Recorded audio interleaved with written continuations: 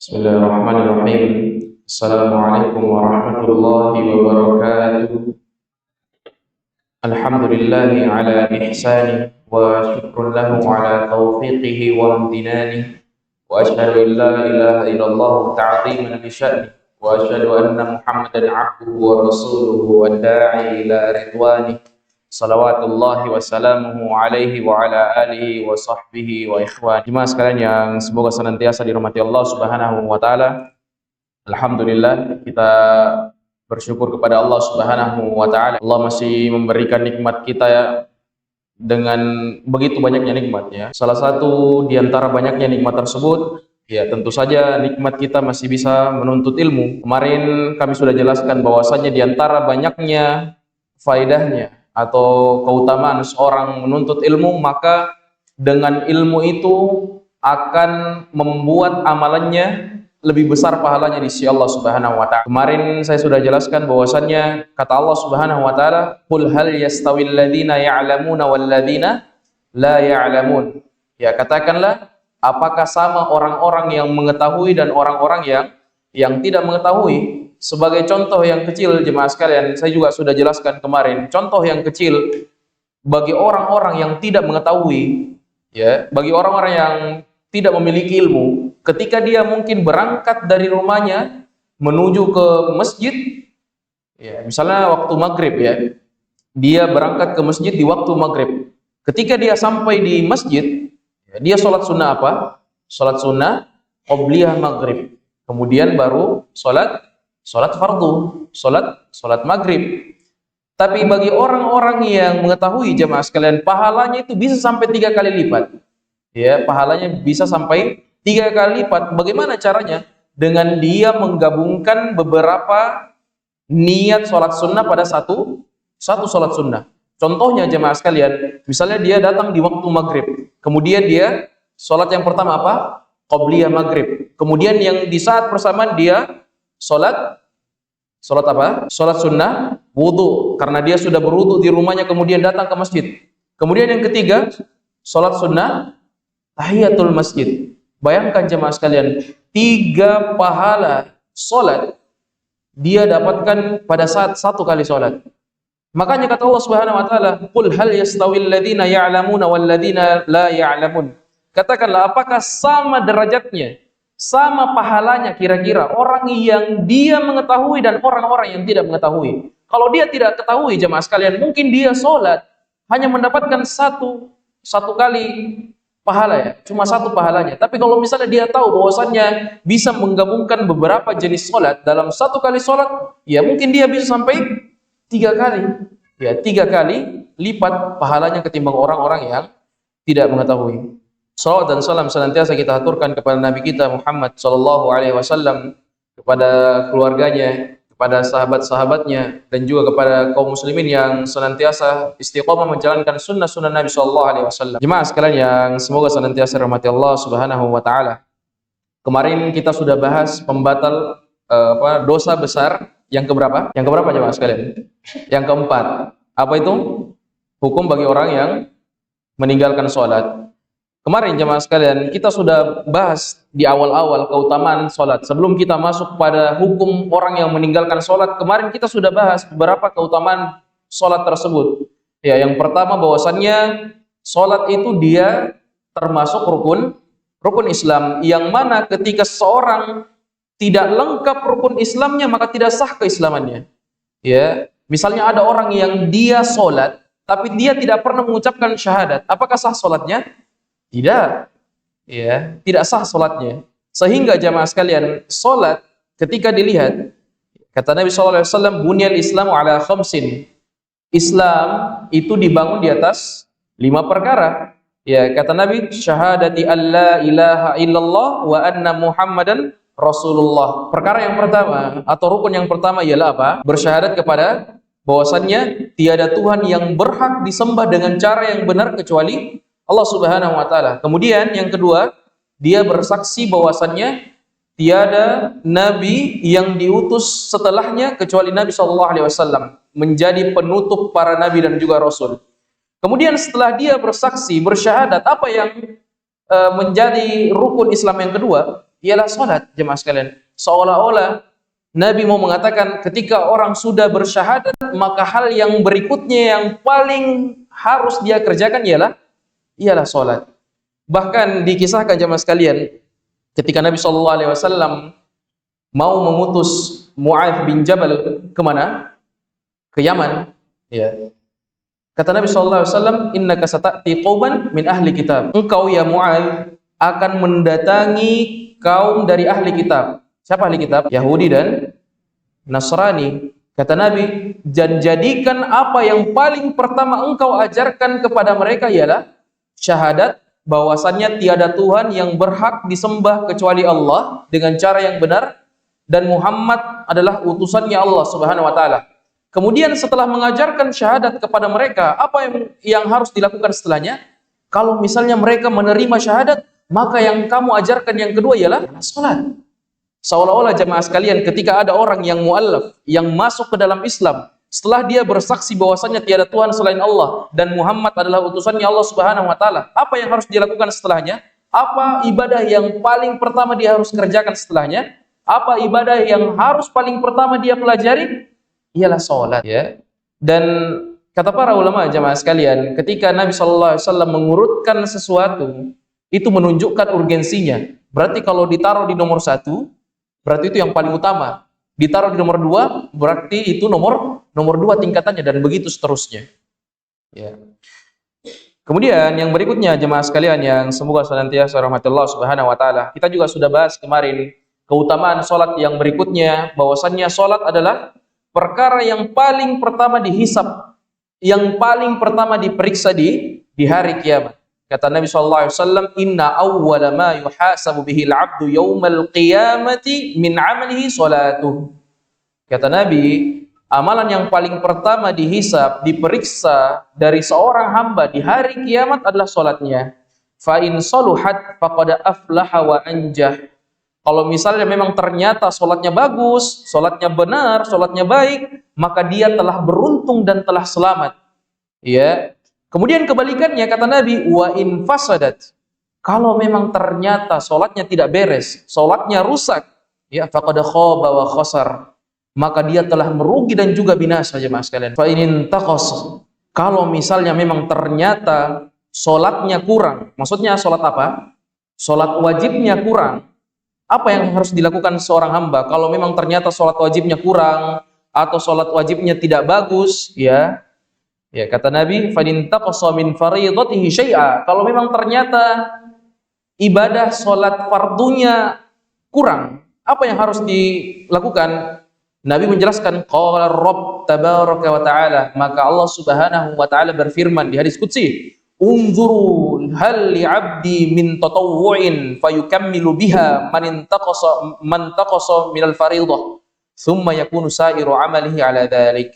Kalau memang kata Allah Subhanahu wa taala setelah diperiksa ternyata salat fardunya kurang, ternyata salat fardunya tidak beres, maka kata Allah Subhanahu wa taala, dan di sini baiknya Allah Subhanahu wa taala, coba diperiksa dari hambaku, apakah amalan sunnahnya itu ada, ya. Kemudian diambil amalan sunnahnya itu untuk menutupi amalan wajibnya yang bolong-bolong tadi. Sehingga jemaah sekalian, bagi kita yang merasa kurang pede dengan amalan wajib kita, terutama sholat fardu kita, ya, mungkin pada saat kita masih jahil, misalnya kita jarang sholat, atau mungkin pada saat kita masih jahil, sholat kita tidak sempurna, atau mungkin tidak khusyuk, rukunnya atau syaratnya ketika sholat tidak terpenuhi, maka hal yang paling bisa kita lakukan sekarang ialah yang pertama, kita perbaiki sholat kita, perbaiki rukunnya, perbaiki syaratnya, perbaiki sunnahnya. Kemudian setelah itu, apa yang dia lakukan? Dia memperbanyak amalan-amalan sunnahnya, dia memperbanyak sholat-sholat sunnahnya. Untuk apa? Sebagaimana kata Allah Subhanahu wa taala, kalau ternyata amalan sholatnya yang fardu tidak beres, coba diperiksa di hambaku, apakah amalan-amalan sunnahnya itu ada. Kalau memang ternyata banyak amalan sunnahnya, diambil amalan sunnahnya untuk melengkapi atau menutupi kebolongan atau lubang pada sholat-sholat fardunya. Di riwayat yang lain jemaah sekalian, kata Nabi SAW, awwalu ma yuhasabu bihil 'abdu yaumal qiyamati as-shalah. Awal amalan yang pertama diperiksa dari seorang hamba di hari kiamat ialah salatnya. Fa in shalahat, kalau memang ternyata salatnya beres, ya. Kalau memang ternyata salatnya beres, shalaha sairu amalihi, maka akan menjadi bagus atau menjadi beres semua amalan setelahnya. Ya, kalau amalan salatnya bagus, maka amalan yang berikutnya akan menjadi bagus. Wa in fasadat, kalau memang ternyata amalannya tidak bagus, tidak beres, amalan salatnya tidak bagus dan tidak beres, fasada sairu amalihi, maka amalan yang datang setelah salat itu menjadi tidak beres. Sehingga dari hadis ini jemaah sekalian, hal yang paling pertama kita perbaiki itu salat sebelum memperbaiki ibadah yang lain. Karena ketika ibadah salatnya bagus, maka ibadah-ibadah yang lain itu akan menjadi bagus, akan ikut menjadi bagus. Kalau memang ternyata ibadah salatnya tidak bagus jemaah sekalian, maka ibadah-ibadah yang datang setelah salat itu akan menjadi buruk juga. Sehingga dari hadis ini muncul pertanyaan, bagaimana hukumnya orang yang dia tidak salat tapi puasa Ramadan?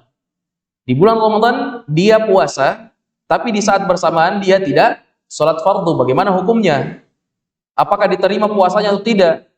Ya. Kata para ulama ada perbedaan pendapat bagaimana hukumnya orang yang berpuasa tapi di satu sisi dia tidak salat fardu. Kalau berdasarkan dalil ini jemaah sekalian, berdasarkan dalil ini maka tidak diterima puasa Ramadannya. Kenapa? Kata Nabi SAW, fa in shalahat shalaha sairu amalihi. Kalau ibadah salatnya beres, maka ibadah yang datang setelah salat itu beres.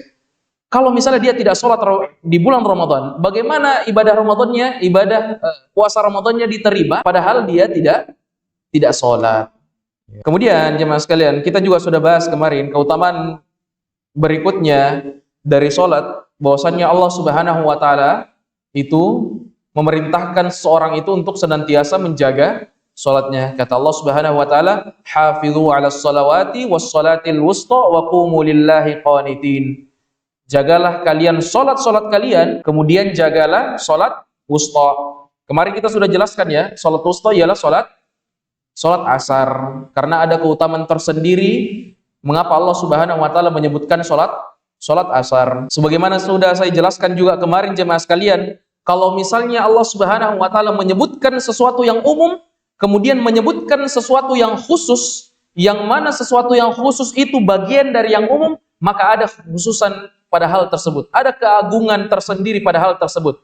Sebagaimana kata Allah Subhanahu Wa Taala di ayat ini, hafidhu 'alas salawat, jagalah kalian solat. Tapi di satu sisi Allah mengatakan was salatil wusta, dan jaga juga solat asar, menunjukkan keutamaan solat asar dibanding solat yang lain. Sebagaimana juga di surah Al-Qadar jemaah sekalian, kata Allah Subhanahu Wa Taala, inna anzalnahu fi lailatul qadar wa ma adraka ma lailatul qadar, lailatul qadri khairum min alfi syahr, tanazzalul malaikatu warruh. Ya, kata Allah Subhanahu Wa Taala, pada malam Lailatul Qadar tanazzalul malaikah, maka turun para malaikat, warruh. Siapa ruh? Malaikat Jibril. Apakah malaikat Jibril bukan malaikat? Malaikat. Tapi kenapa Allah Subhanahu Wa Taala menyebutkan malaikat Jibril tersendiri? Kenapa Allah tidak mengatakan tanazzalul malaikah saja, tapi mengatakan tanazzalul malaikah warruh, menunjukkan keutamaannya malaikat Jibril dibanding malaikat-malaikat yang lain. Karena sudah disebutkan malaikat secara umum, tapi disebutkan lagi secara khusus tersendiri. Ya, kita juga sudah jelaskan kemarin keutamaan sholat asar. Kemudian kita juga sudah jelaskan kemarin ancaman ketika seorang meninggalkan sholat asar. Kemudian jemaah sekalian, keutamaan berikutnya juga bahwasannya ketika seorang itu sakit, apakah diperintahkan untuk tidak melaksanakan sholat? Jawabannya tetap diperintahkan. Berbeda dengan puasa jemaah sekalian. Puasa, kata Allah Subhanahu Wa Taala, ketika ada orang yang uzur entah dia sakit atau dia lagi bersafar, maka fa'iddatum min ayyamin ukhor. Tidak usah puasa di hari itu, silahkan ganti di kemudian hari. Tapi apakah sholat seperti itu jemaah sekalian? Jawabannya tidak. Kata Nabi SAW, ya, sholli qa'iman, sholatlah dalam keadaan berdiri. Fa illam tastati' fa qa'idan. Kalau memang tidak bisa berdiri, duduk. Fa illam tastati' fa 'ala jamb. Kalau misalnya memang ternyata tidak bisa duduk, maka dia di atas pembaringannya atau dalam keadaan berbaring. Apakah ada opsi berikutnya? Kalau memang tidak bisa berbaring, tidak usah sholat. Ada? Nanti diganti sholatnya di kemudian hari. Tidak ada jemaah sekalian. Dibandingkan ibadah-ibadah yang lain, cuma sholat yang tetap diperintahkan kepada seorang hamba walaupun hamba itu sedang sakit. Kalau puasa Ramadan, kalau seorang sakit maka diperintahkan dan sunnahnya seseorang itu membatalkan puasanya apabila mengancam nyawanya. Atau misalnya dia dalam keadaan bersafar, maka boleh dia tidak berpuasa. Tapi sholat jemaah sekalian, kata Nabi, sholat berdiri. Kalau memang tidak bisa berdiri, ya duduk. Kalau memang tidak bisa duduk, maka di atas pembaringan atau dalam keadaan baring. Ya. Kalau dia dalam keadaan baring, maka dia angkat tangannya sebagai isyarat ketika sholat. Kalau memang tidak bisa mengangkat tangan, mungkin anggota tubuhnya dari leher ke bawah sudah mati, ya, tidak bisa digerakkan. Apa yang dia lakukan jemaah sekalian? Dia memberi isyarat berupa kedipan mata. Jadi misalnya dia takbir, Allahu Akbar, dia berkedip. Kemudian setelah itu ruku, Allahu Akbar, dia berkedip lagi. Dan begitu seterusnya sampai salam. Kemudian kita juga sudah bahas kemarin jemaah sekalian, dan ini hadis yang kita hafal semua, bahwasannya sholat itu adalah tiangnya agama. Semua kita sudah hafal jemaah sekalian. Mungkin kita masih SD sudah hafal bahwasannya tiangnya agama itu ialah sholat. Kata Nabi sallallahu alaihi wasallam, "Ra'sul amril Islam wa 'amuduhu shalah." Pangkal dari setiap perkara itu ialah Islam dan tiangnya adalah sholat. Kalau misalnya kita bikin rumah, kemudian ternyata tiangnya tidak kokoh atau mungkin tidak ada tiangnya, pasti akan rubuh rumahnya jemaah sekalian. Begitu pula keislaman seseorang. Ketika misalnya seorang itu berislam, kemudian di saat bersamaan dia mengatakan dirinya, saya Islam, saya beriman kepada Allah. Di dalam KTP-nya tertulis dia agamanya Islam. Tapi di saat bersamaan dia tidak sholat jemaah sekalian, maka dipertanyakan status keislamannya. Akan roboh keislamannya jemaah sekalian. Karena kenapa? Tiangnya, pondasinya dari agama Islam ialah sholat. Kalau memang sholatnya tidak beres, maka tidak kuat juga pondasinya, tidak kokoh juga pondasi keislamannya. Kemudian kita juga sudah bahas kemarin jemaah sekalian, salah satu keutamaan sholat ialah ketika seorang rajin melaksanakan sholat fardu, maka sholat fardu tersebut akan menghapuskan dosa-dosanya. Kata Nabi sallallahu alaihi wasallam apa? As-sholatul khams. Salat 5 waktu. Ya, wal jum'atu ilal jum'ah. Jumat yang satu dan Jumat berikutnya kafaratun lima bainahuma ma lam tukshal kabair. Kata Nabi sallallahu alaihi wasallam, salatul khams.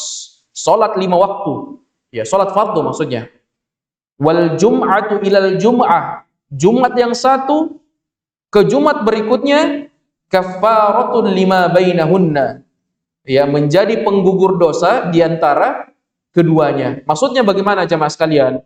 Ketika seorang hamba melaksanakan sholat fardu di awal waktu, dan plus kalau dia laki-laki di masjid, kalau dia bisa, dia sanggup dan tidak ada uzur. Kalau dia sholat di waktu subuh, kemudian dia sholat lagi di waktu zuhur, maka antara subuh dan zuhur itu akan diampuni dosa-dosanya. Dan kalau misalnya dia sholat zuhur, kemudian dia sholat asar berikutnya, maka antara sholat zuhur dan asar akan diampuni dosa-dosanya. Dan begitu seterusnya jemaah sekalian.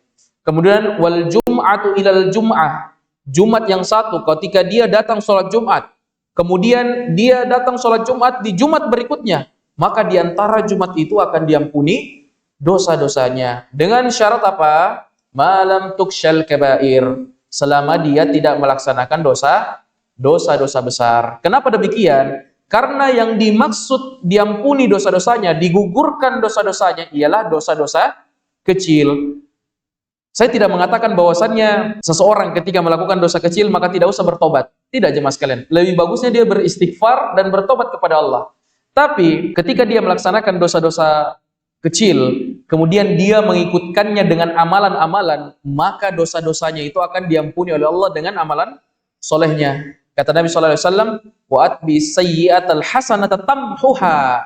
Kata Nabi, dan ikutilah keburukan dengan kebaikan tamhuha, karena kebaikan itu akan menghapus keburukan. Sama halnya ini jemaah sekalian, nyambung dengan hadis ini. Kalau ada orang sholat 5 waktu, maka sholat 5 waktu tersebut yang akan menghapuskan dosa-dosa kecilnya. Adapun dosa besar jemaah sekalian, itu dipersyaratkan taubat. Ya, seperti dia membunuh, dia melakukan kesyirikan. Bahkan kalau kesyirikan di sebagian ulama dipersyaratkan dia harus syahadat kembali. Ya.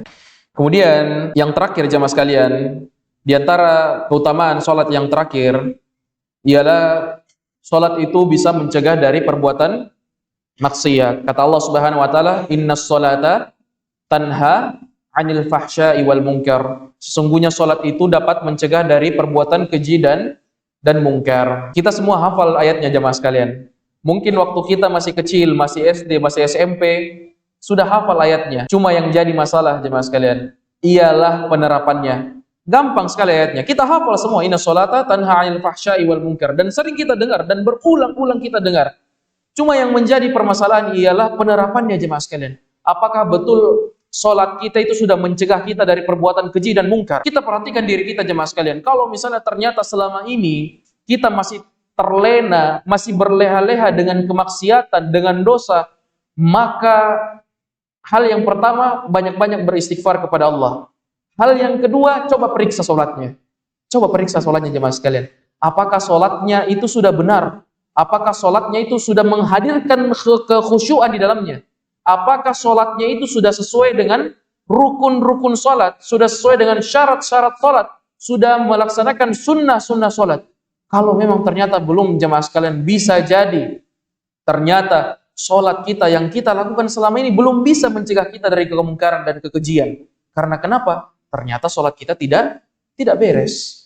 Jadi kalau kita masih berlinang dengan maksiat, coba periksa sholat kita jemaah sekalian. Apakah betul-betul sholat kita itu sudah penuh dengan kekhusyuan, penuh dengan rasa menghadirkan diri kita, menghadirkan Allah di dalam hati kita. Betul-betul kita merasa dilihat oleh Allah, merasa diawasi oleh Allah.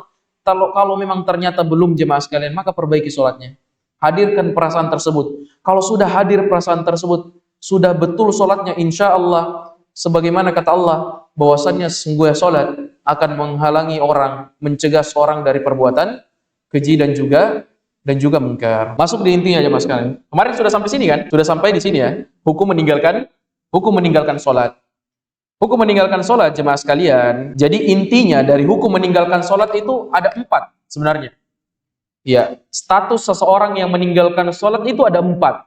Kata para ulama ada 4 pembagiannya. Ada yang membaginya menjadi 2, ada yang membaginya menjadi 3. Ya, ada yang membaginya jadi 4. Saya beberkan yang membagikan menjadi 4.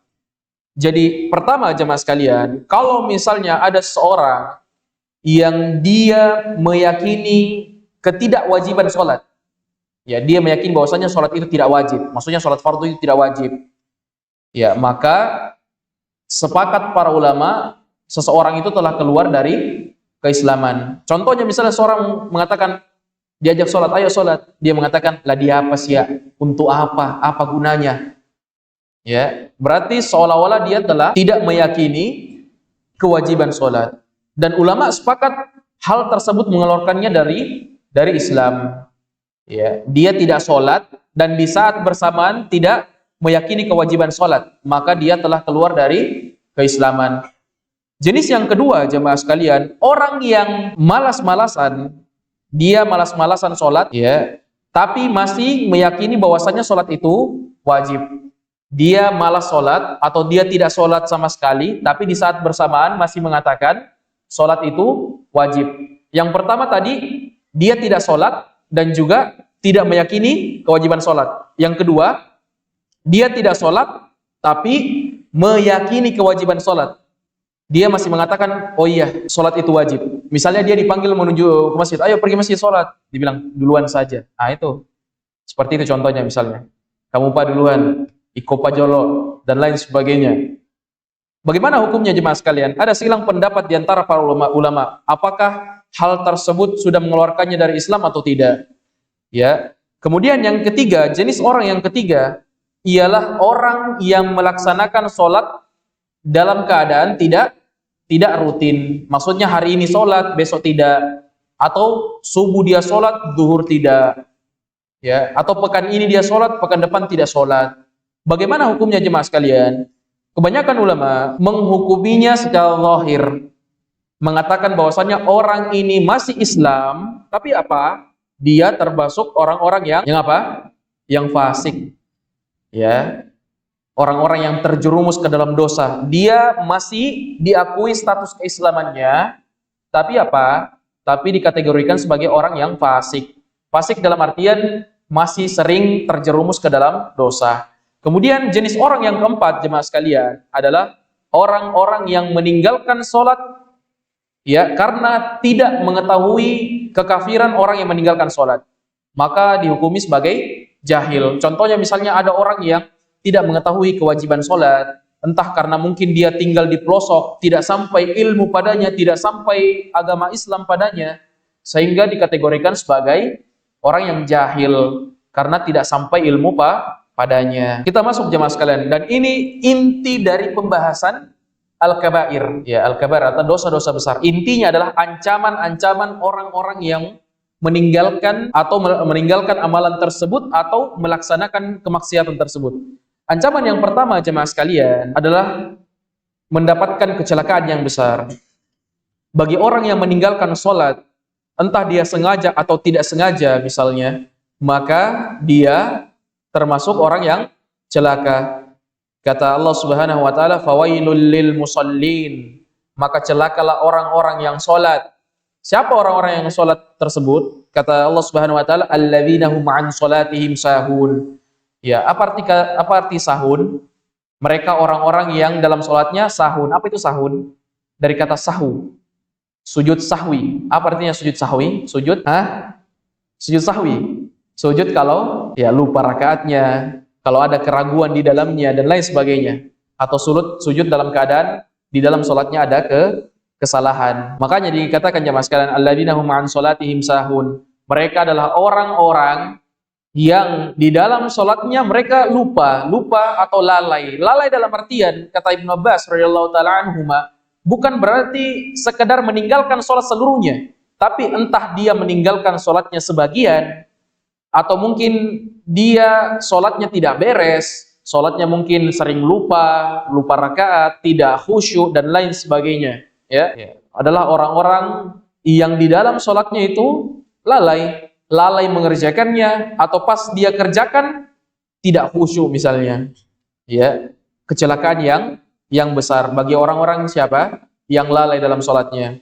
Kemudian ancaman yang kedua jemaah sekalian yang semoga senantiasa dirahmati Allah. Ancaman yang kedua ketika seorang itu meninggalkan sholat ialah orang tersebut bisa terjerumus ke dalam kekufuran. Kalau terjerumus ke dalam kekufuran, bisa jadi dia keluar dari Islam, batal keislamannya. Kata Nabi SAW, bainar rajuli wa bainas syirki wal kufri tarkus shalah. Ya, pembeda antara seorang masih dikatakan dia muslim, ya, dan dia telah terjerumus ke dalam kesyirikan dan kekufuran adalah tarkus shalah, ketika dia sudah meninggalkan sholat. Bayangkan jemaah sekalian. Di hadis yang lain kata Nabi SAW, innal ahad alladzi bainana wa bainahumus shalah faman tarakaha faqad kafar.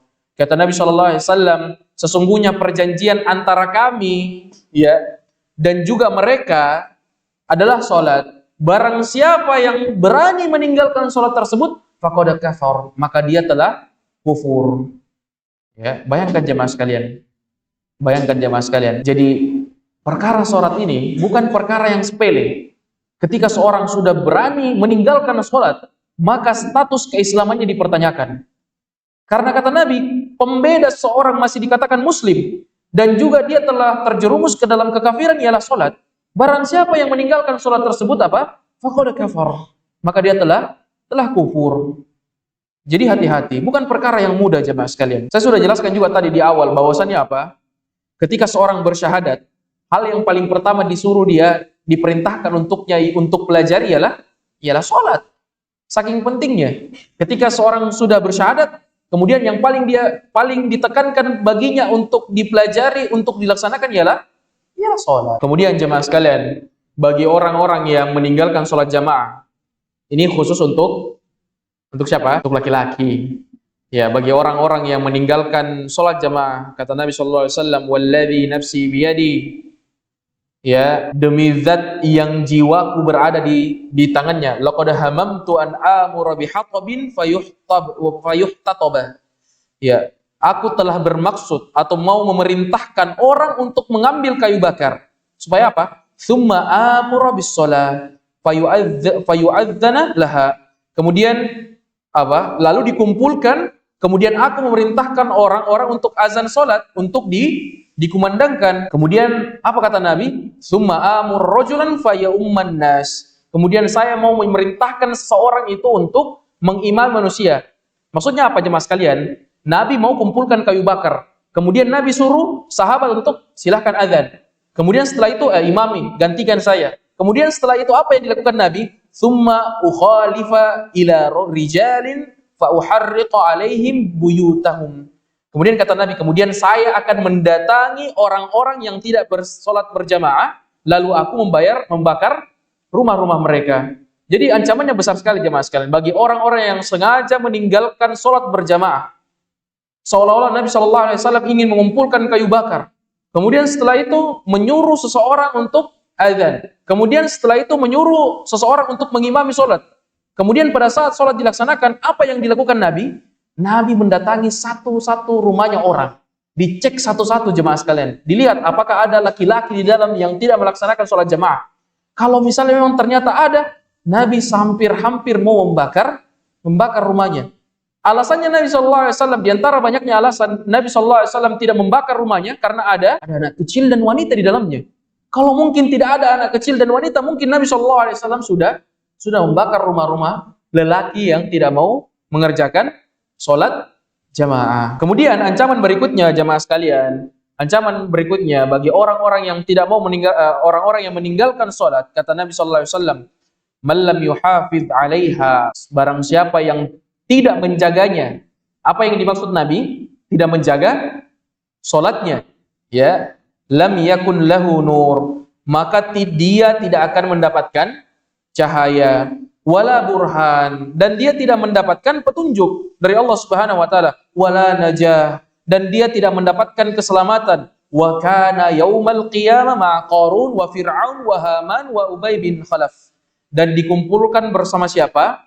Bersama Qarun, bersama Fir'aun, bersama Haman, bersama Ubay bin Khalaf. Dan 4 orang ini yang disebutkan oleh Nabi sallallahu alaihi wasallam adalah orang-orang yang diabadikan oleh Allah dan Nabi di dalam kisah-kisahnya bahwasanya termasuk orang-orang yang kafir.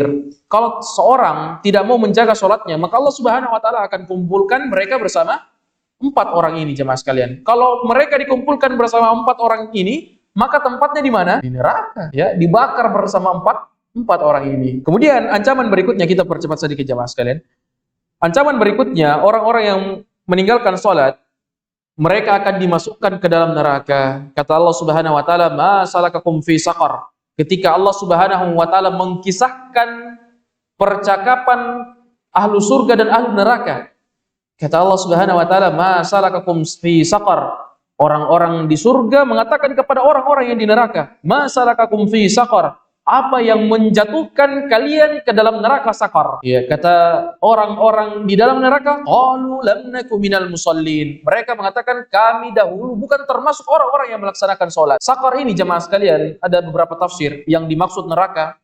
Di tafsir yang kedua, yang dimaksud sakar ialah nama neraka yang khusus bagi orang-orang yang meninggalkan sholat. Sehingga ada percakapan jemaah sekalian, apa yang menjatuhkan kalian ke dalam neraka? Orang-orang yang di neraka mengatakan, qalu lam naku minal musallin. Mereka mengatakan, kami bukan termasuk orang-orang yang melaksanakan sholat. Ketika di dunia, mereka tidak melaksanakan sholat jemaah sekalian.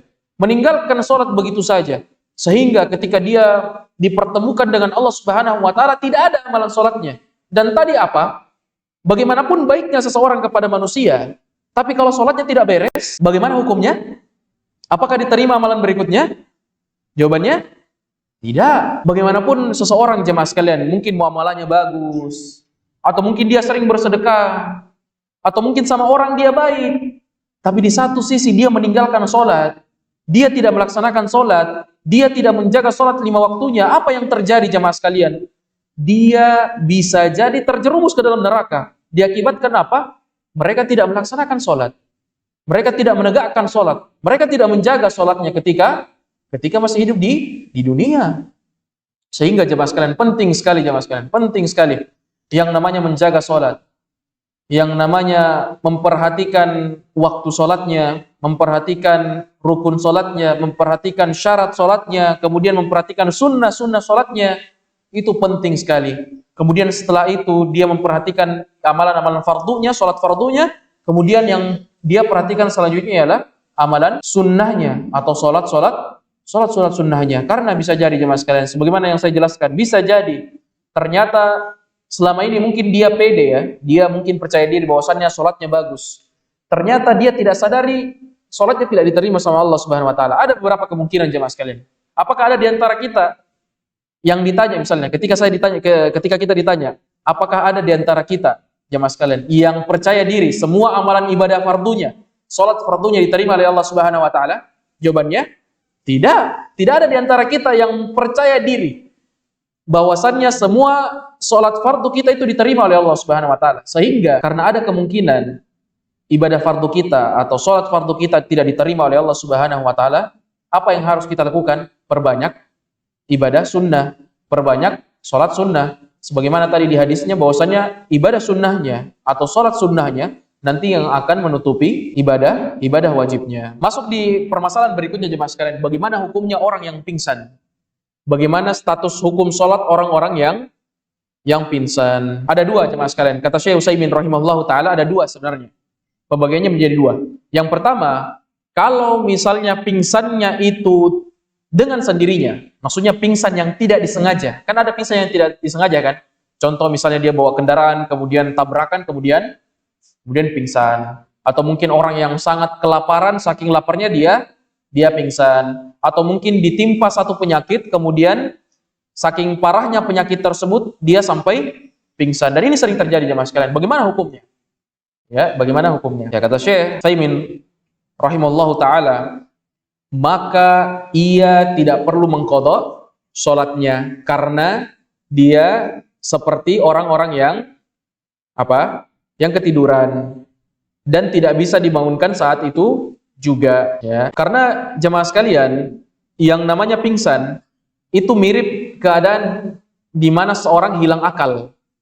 Contohnya orang yang hilang akal, orang gila. Orang gila wajib sholat? Tidak.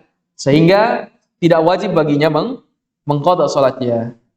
Tapi keadaan yang kedua jamaah sekalian, kalau misalnya, tapi ada riwayat ya sebenarnya, ada riwayat dari kalau tidak salah Ibnu Umar radhiyallahu taala anhuma, dia pingsan selama 3 hari atau 4 hari, kemudian mengqadha sholatnya. Tapi pendapat Syekh Utsaimin mengatakan tidak mengqadha, karena menyamakannya, mengkiaskan dengan orang yang hilang akal. Hilang akal itu diangkat pena darinya. Ya, diangkat pena darinya. Kemudian keadaan yang kedua jamaah sekalian, kalau misalnya pingsannya itu disengaja. Contoh pingsannya disengaja, diberikan obat bius. Misalnya dia mau operasi, kemudian dibius. Ya, nanti dia sadar setelah dibius 2 atau 3 hari misalnya. Maka dia tetap wajib mengqadha sholatnya. Ya. Kalau pingsan yang pertama tadi jemaah sekalian, ada pingsan itu kan yang berhari-hari ya. Atau ibarat kata seperti koma.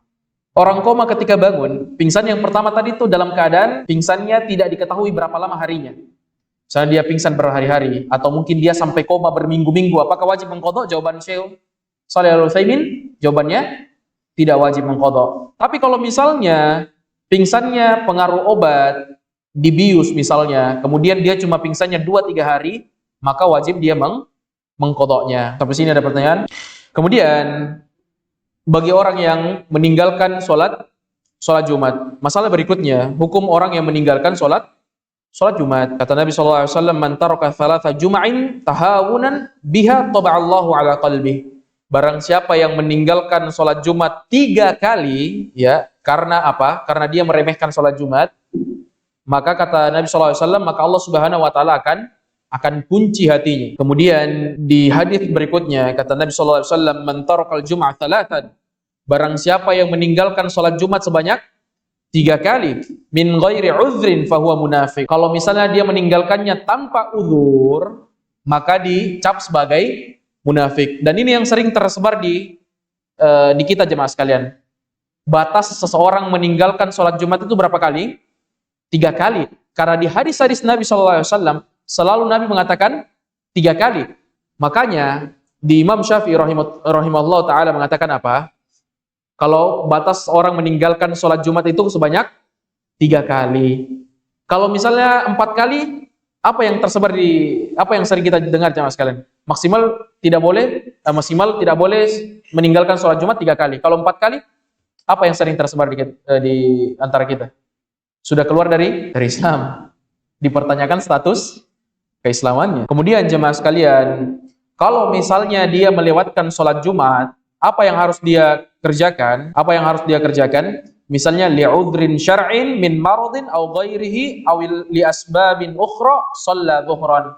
Kalau misalnya ada orang yang terlewat sholat Jumat karena uzur syar'i, maka yang dia lakukan adalah apa? Atau misalnya dia terlewat gara-gara sebab-sebab yang lain, entah dia syar'i atau tidak syar'i alasannya, maka dia sholat zuhur. Wa hakadzal mar'atu tusalli zuhran. Dan begitu pula wanita juga sholat zuhur. Karena di sebagian kepercayaan jemaah sekalian dipercaya bahwasanya wanita juga sholat Jumat. Jadi dia di rumah sholat berapa? 2 rakaat. Bagaimana hukumnya wanita datang sholat Jumat? Bagaimana hukumnya? Boleh atau tidak? Boleh atau tidak wanita datang sholat Jumat? Boleh atau tidak? Kemudian untuk orang yang dihadapkan posisi dia wajib mengqadha. Misalnya dia pingsan selama 3 hari gara-gara bius. Bagaimana caranya mengqadha? Ya, di dalam kitab Minhajul Salikin pada bab qadha dijelaskan jemaah sekalian, wa man fatathu shalatun wajaba alaihi qada'uha fawran murattaban. Jadi syaratnya 2. Kalau misalnya ada orang yang dia wajib mengqadha, maka syaratnya ada 2. Dia langsung mengqadha fauran, di saat itu juga murattaban, berurut. Jadi syaratnya 2. Dia bangun ketika dia sadar, dia mungkin tidak sholat sebanyak 2 hari atau 3 hari. Maka dia sholat bagaimana? Fauran murattaban. Ketika dia sadar, di waktu itu juga dan berurut. Jadi misalnya dia tidak sholat mulai misalnya subuh, zuhur, asar, maghrib, isya. Jadi ketika dia sadar, dia langsung sholat subuh, zuhur, asar, maghrib, isya. Misalnya dia dibius sebelum subuh. Dia dibiusnya sebelum subuh. Kemudian dia sadar nanti kapan? Habis isya misalnya. Kalau misalnya dia sadarnya habis isya, maka pada saat dia bangun sholat isya, dia bangun di waktu isya, bukan sholat isya dulu, tapi apa yang dia kerjakan dulu? Subuh, baru zuhur, baru asar, baru maghrib, baru isya. Harus berurut. Kemudian setelah itu terakhir baru sholat isya. Jadi subuh dulu, zuhur, asar, maghrib, baru sholat isya. Walaupun waktunya waktu sholat isya. Ya, silakan azan dulu. Ya, jemaah sekalian, semoga senantiasa rahmat Allah Subhanahu wa taala. Ya. Jadi ketika seorang itu terluput dari sholatnya, maka dia wajib mengqadhanya sesegera mungkin dan secara berurutan. Dan ini juga sejalan dengan hadis Nabi sallallahu alaihi wasallam ketika Nabi sallallahu alaihi wasallam mengatakan, "Innallaha tajawaza li an ummati al-khata' wan nisyan wa mastukrihu alaihi." Allah Subhanahu wa taala itu mengampuni apa-apa saja dari kesalahan hambanya yang tidak sengaja dan kelupaan hambanya dan apa-apa saja yang dipaksakan baginya. Dan ketika ada orang yang misalnya menjalani operasi, misalnya sebelum subuh dia dioperasi, dibius, nanti ternyata sadarnya habis isya, maka itu suatu keadaan yang tidak bisa terelakkan, sehingga dia boleh mengqadha salatnya dengan cara apa? Sesegera mungkin dan secara berurutan. Kemudian sama halnya bagi orang-orang yang lupa, misalnya ada orang yang misalnya dia undur-undur sholatnya, nah nanti tunggu dulu, ada ku kerja dan lain sebagainya. Akhirnya masuk waktu sholat berikutnya, dia lupa sampai masuk waktu sholat berikutnya. Apa hukumnya? Jemaah sekalian, apakah dia harus qadha? Jawabannya walaupun ada khilaf, karena dia sengaja mengundur sholatnya. Ada ulama yang mengatakan tidak boleh mengqadha karena dia sengaja mengundurnya. Kemudian ada ulama yang mengatakan tetap wajib qadha. Ya, sehingga dia wajib mengqadha salatnya pada saat dia ingat, bahkan walaupun sudah lewat waktunya. Karena ada apa? Karena ada uzur syar'i. Ada uzur syar'i berupa apa? Berupa lupa. Kemudian kalau misalnya ya, jadi perbedaannya ada dibilang ada dibilang i'adah, ada dibilang qadha. Jadi ada 3 hal ini jemaah sekalian perlu diperhatikan. Jadi ada dibilang i'adah, ada dibilang qadha. Ya, ada dibilang i'adah, ada dibilang qadha. Apa itu ada? Ada itu melaksanakan ibadah sholat pada waktunya di awal waktu. Ya, melaksanakan sholat di awal waktu. Contohnya, makanya kenapa bagi orang-orang yang meyakini membaca atau melafazkan niat sholat, dia mengatakan apa? Misalnya dia niat sholat subuh, apa yang dia katakan? Usolli. Kalau nawa itu apa biasanya? Wudu ya.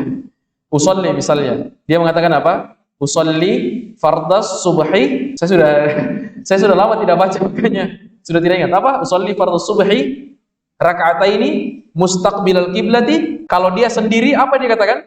Adaan. Iya kan? Misalnya kalau dia jadi imam, dia mengatakan imaman. Kalau dia jadi makmum, dia mengatakan makmuman. Kalau dia sendiri, adaan.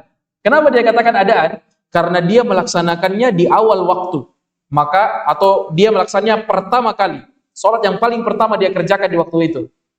Misalnya dia sholat zuhur, misalnya masuk waktu zuhur, dia langsung sholat zuhur.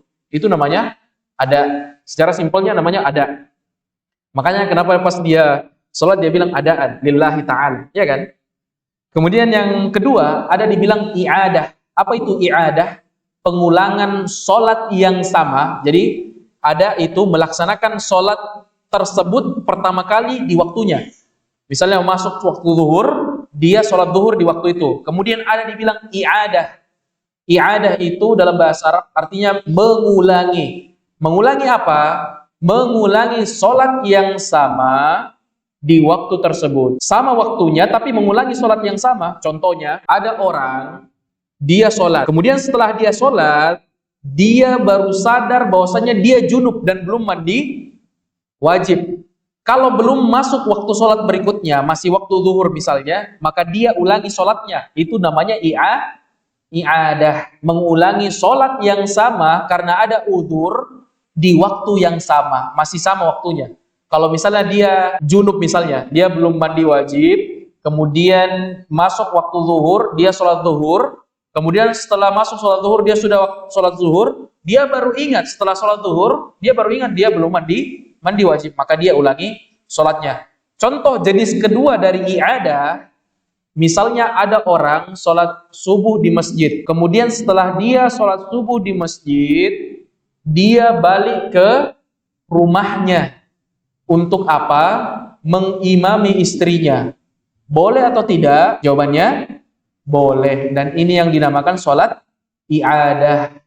Mengulangi sholat yang sama di waktu yang sama. Sholat subuh dia ulangi di waktu subuh. Ya, mungkin ditakutkan misalnya istrinya tidak khusyuk. Kalau misalnya dia sholat sendiri, maka suami boleh pulang ke rumah mengimami istrinya. Sholat yang pertama itu dikategorikan sebagai wajib. Yang kedua, apakah wajib lagi? Sunnah. Muncul pertanyaan jemaah sekalian. Apakah boleh sholat dalam keadaan niatnya antara makmum dan imam berbeda? Boleh atau tidak? Jawabannya boleh. Karena sahabat radhiyallahu taala anhu telah mempraktikkan hal tersebut. Dia sholat bersama Nabi sallallahu alaihi wasallam. Kemudian setelah itu dia balik kembali ke kaumnya, sholat yang sama mengimami kaumnya. Dan Nabi SAW tidak mempermasalahkan hal tersebut. Dan makanya boleh. Dari dalil tersebut boleh. Dan di situ ajaibnya ya, saya sudah jelaskan kemarin ya, bahwasanya di situ ajaibnya Imam Syafi'i. Imam Syafi'i menyelisihi jumhur. Yang mana jumhur ulama mengatakan imam dan makmum itu harus satu niat. Dan di situ Imam Syafi'i mengatakan tidak. Boleh makmum menyelisihi imam. Niatnya makmum boleh menyelisih imam dengan dalil dari kisah sahabat tersebut. Kita akhiri subhanakallahumma wa bihamdika asyhadu an la ilaha illa anta astaghfiruka wa atubu